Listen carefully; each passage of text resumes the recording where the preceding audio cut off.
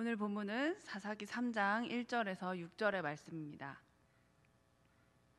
제가 봉독하겠습니다. 여호와께서 가나안의 모든 전쟁들을 알지 못한 이스라엘을 시험하려 하시며 이스라엘 자손의 세대 중에 아직 전쟁을 알지 못하는 자들에게 그것을 가르쳐 알게 하려 하사 남겨두신 이방 민족들은 블레셋의 5군주와 모든 가나안 족속과 시돈 족속과 바알 헤르몬 산에서부터 하맛 입구까지 레바논 산에 거주하는 히위 족속이라. 남겨두신 이 이방 민족들로 이스라엘을 시험하사 여호와께서 모세를 통하여 그들의 조상들에게 이르신 명령들을 순종하는지 알고자 하셨더라. 그러므로 이스라엘 자손은 가나안 족속과 헷 족속과 아모리 족속과 브리스 족속과 히위 족속과 여부스 족속 가운데에 거주하면서 그들의 딸들을 맞아 아내로 삼으며 자기 딸들을 그들의 아들들에게 주고 또 그들의 신들을 섬겼더라. 아멘. 지난주 금요일 새벽에 살펴본 여호수아 24장 후반부의 말씀을 보면 여호수아가 여호와만 섬기라라고 말하고 죽게 됩니다. 그리고 그 뒤로 한 세대가 흐르자 사사기 2장 10절의 상황이 펼쳐지게 됩니다. 사사기 2장 10절의 말씀을 제가 읽어보겠습니다. 그 세대의 사람도 다 그 조상들에게로 돌아갔고 그 후에 일어난 다른 세대는 여호와를 알지 못하며 여호와께서 이스라엘을 위하여 행하신 일도 알지 못하였더라. 아멘. 고작 한 세대가 지났을 뿐인데 어떻게 아무것도 모르게 되는지 이해할 수가 없습니다. 저는 일제시대는커녕 일사후퇴나 6.25 근처에도 가본 적이 없는 세대입니다. 6.25 때 태어나지도 않았고요. 당연하게. 일사후퇴는 정말 책에서나 보았습니다. 그러나 1시간 정도 6.25나 일사후퇴에 대한 이야기를 할 수 있습니다. 왜냐하면 저희 할머니께서 2시간짜리 일사후퇴 스토리를 갖고 계시기 때문이죠. 살면서 10번 훨씬 더 넘게 일사후퇴나 6.25 때 부산까지 피난 간 이야기를 듣고 컸습니다. 전혀 관심도 없지만 그것이 그곳에서 어떤 일들이 일어났었는지 저는 전혀 모르지만 할머니를 통해서 관심이 생기게 됐고 책을 보면 남다르게 보이기 시작했습니다. 그래서 그때 일어났던 일들에 대해서 찾아보는 상황까지 되었습니다. 고작 이스라엘 백성들에게 딱 한 세대가 지났습니다. 그런데 후손들은 여호와도 모르고 여호와께서 이스라엘에게 어떤 일을 하셨는지도 아예 모릅니다. 그건 작정을 하고 후손들에게 아무 말도 하지 않았다는 것을 의미합니다. 그러지 않고서는 어떻게 아무것도 모를 수가 있겠습니까? 광야에서 태어난 세대 이후에 고작 한 세대가 흘렀습니다. 후손들이 어떻게 여호와를 모를 수가 있습니까? 어떻게 여호와가 무슨 일을 하셨는지 모를 수가 있습니까? 출애굽했던 사람들, 애굽에서 태어난 사람들, 그럴 수 있다고 억지로 이해해 보겠습니다. 그런데 광야에서 태어난 사람들은 얘기가 많이 다릅니다. 태어난 그날부터 광야에서 만나와 메추라기를 먹었습니다. 태어난 그날부터 낮에는 구름기둥, 밤에는 불기둥이 그들을 지켰습니다. 돌에서 물이 나는 것도 봤고요. 쓴물이 단물로 바뀌는 것도 본 사람들이 있었습니다. 십계명 돌판도 봤을 거고요. 아론이 백성들과 금 모아서 송아지 만들었다가 호되게 질책받는 순간에 있었던 사람들도 있었습니다. 어디 그뿐인가요? 가나안 땅에 들어와서 아론과 훌이 모세의 손을 들고 이기면 손을 올리면 이기고 내리면 지는 그 상황에서 전쟁하고 있었던 사람, 그걸 보고 있었던 사람들도 있었습니다. 이렇게 살아놓고 자기가 그 은혜를 받으며 하나님의 은혜를 받으며 광야에서 살아놓고 하나님의 은혜를 받으며 가나안 땅에 들어와 놓고 얘기 안 한 겁니다. 어떤 은혜가 있었는지 말하지 않은 거죠. 작정을 하고 전하지 않은 것과 같습니다. 드셨던 음식 중에 가장 맛있는 음식 어떤 겁니까? 그게 만약 식당이라면 자녀분들과 가족들과 다녀오셨을 겁니다. 너무 멀거나 외국이어서 가지 못했다면 적어도 몇 번을 이야기하셨을 겁니다. 가본 데 중에 제일 좋았던 관광지 얘기하는 거 너무 당연한 겁니다. 나중에 한번 같이 가자 말하는 거 너무 당연한 거죠. 길에서 담임 목사님 만나시면 너무 소중한 기억이어서 아무한테도 얘기 안 하실 겁니까? 오늘 나 길에서 담임 목사님 만났어 라고 말씀하실 거잖아요.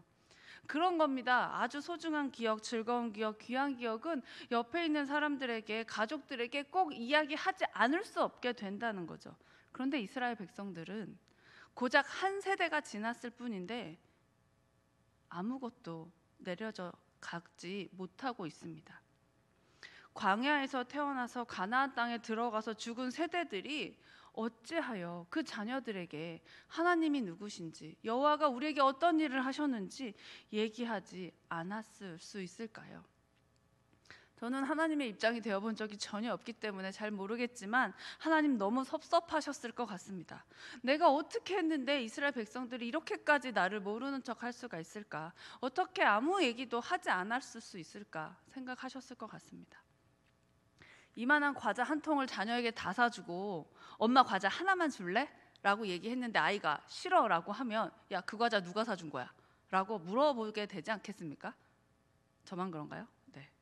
저는 너무 섭섭할 것 같습니다. 여호수아가 죽은 후에 전쟁을 알지 못하는, 가나안 땅에 들어가서 아주 평안하게 사는 백성들, 가나안에 정착해서 태어난 이세들, 이 사람들이 여호와를 어떻게 따르는지, 어떻게 순종하는지 하나님께서 아시고 싶으셨습니다. 그래서 그 옆에 블레셋 5 군주와 가나안 족속과 시돈 족속과 히위 족속을 두셨습니다. 함께 살아가게 하는 거죠. 함께 살아가다 보면 영향을 받게 되어 있거든요. 좋은 영향도 받고 나쁜 영향도 받게 됩니다. 어떤 생각을 하고 어떤 원칙을 가지고 살아가느냐에 따라서 행동이 달라지게 될 겁니다. 문화라고 부르는 모든 것들이 서로 섞이면서 어떤 것에 우선순위를 두는지 확실해지는 거죠. 하나님께서 이방 민족들과 함께 살아가는 이스라엘 백성들에게 시험의 무대를 주신 겁니다. 그 시험의 무대를 이스라엘 백성들이 어떻게 치러냈는지 보겠습니다. 6절인데요. 제가 읽겠습니다. 그들의 딸들을 맞아 아내로 삼으며 자기 딸들을 그들의 아들들에게 주고 또 그들의 신들을 섬겼더라. 6절을 보면 벌써 마음이 아픕니다. 한숨이 나옵니다. 교류하고 같은 동네 살면서 친구를 맺은 거죠. 그렇게 하면서 섞이는 겁니다. 연애할 수 있습니다. 결혼할 수 있습니다. 그런데 사람이 오면서 그들이 섬기던 이방 신들도 같이 왔습니다. 그렇게 같이 오자 7절의 상황이 생깁니다. 7절 제가 읽겠습니다. 이스라엘 자손이 여호와의 목전에 악을 행하여 자기들의 하나님 여호와를 잊어버리고 바알들과 아세라들을 섬긴지라. 아멘. 사람이 섞이니까요. 그들이 가지고 온 다른 문화들도 섞입니다. 그 가운데 이방 신상들이 섞이게 되고 들어오게 되고 아예 여호와를 잊어버리고 바알과 아세라를 섬기는 상황이 되어집니다. 가나안 정착 후 이스라엘 백성들의 삶을 보면서 우리의 삶을 되돌아봅니다.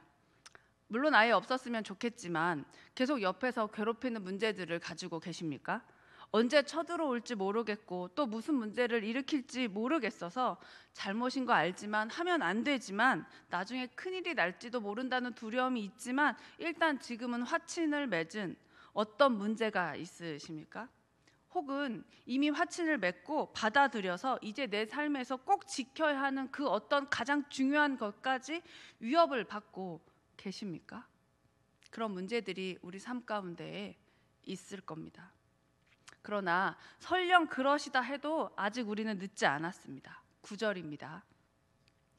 이스라엘 자손이 여호와께 부르짖으며 여호와께서 이스라엘 자손을 위하여 한 구원자를 세워 그들을 구원하게 하시니 그는 곧 갈렙의 아우 그나스의 아들 온니엘이라. 아멘.